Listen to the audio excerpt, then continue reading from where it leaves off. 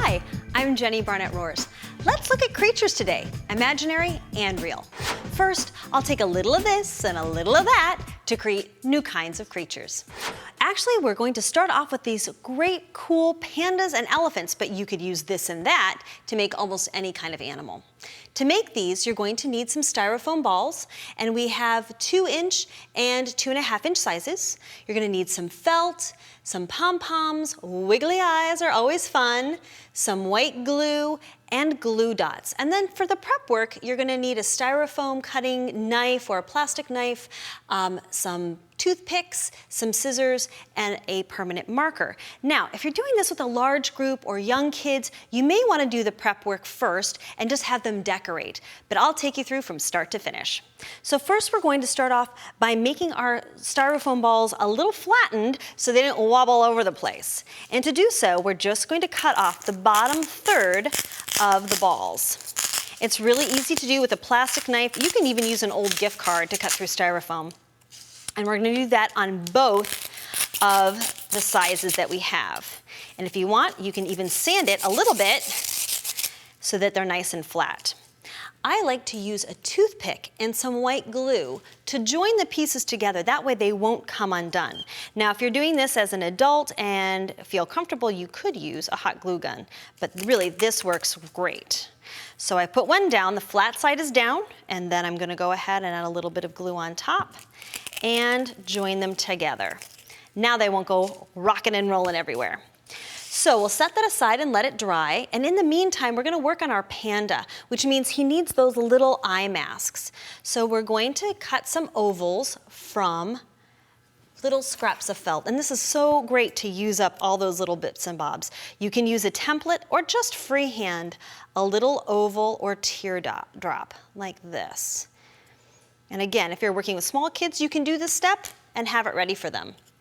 So I'm going to use the white glue and go ahead and glue the eye patches on for our panda, like so.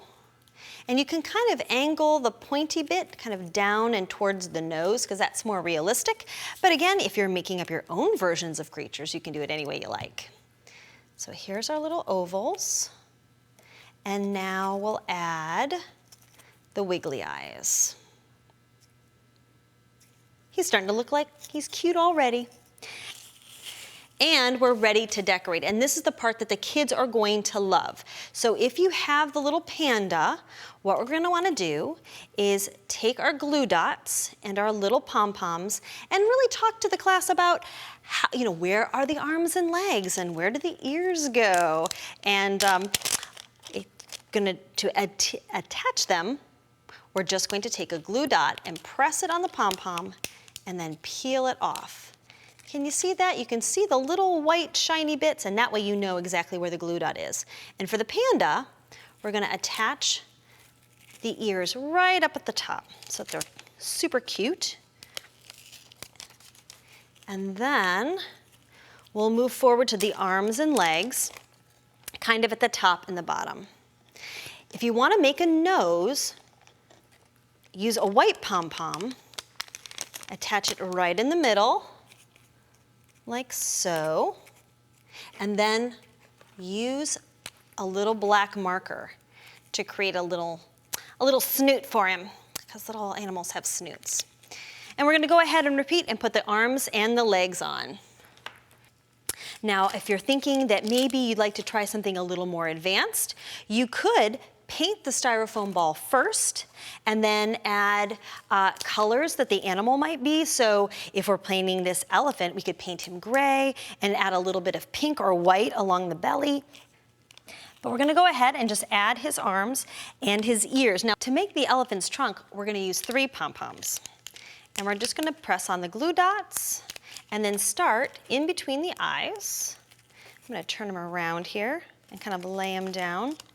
And they're gonna go straight down his belly like a long trunk. And again, this is a great way to spark conversation with kids about how different animals look and their body parts. Let's see, one more. Let me think here if I can. Here we go. So now we've got his ears, which are 2 pom-poms up and down, and his elephant nose and his little legs. So think about different ways that you could make this with different ages and add different embellishments for the real and imaginary creatures that you have.